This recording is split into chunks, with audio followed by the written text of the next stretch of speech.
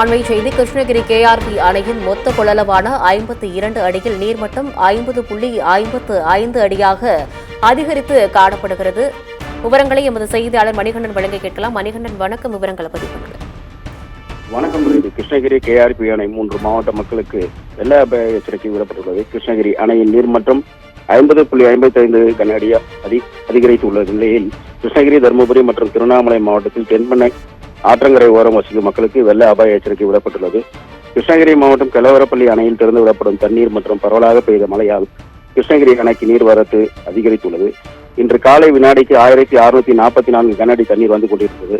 அணையில் இருந்த பாசன கால்வாய்கள் மற்றும் தென்பெண்ணை ஆற்றில் நீர்வரத்து முழுவதுமாக வெளியேற்றப்படுகிறது.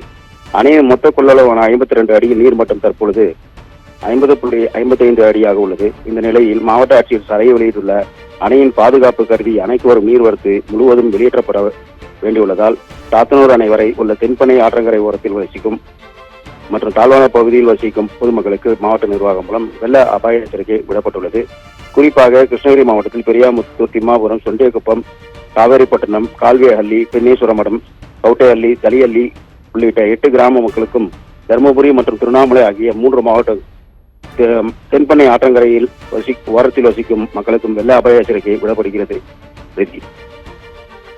கிருஷ்ணகிரி கேஆர்பி அணையின் மொத்த கொள்ளளவான 52 அடியில் நீர்மட்டம் 50.55 அடியாக அதிகரித்திருப்பதால் அங்கு வெள்ள அபாய எச்சரிக்கையானது விடுக்கப்பட்டிருக்கிறது.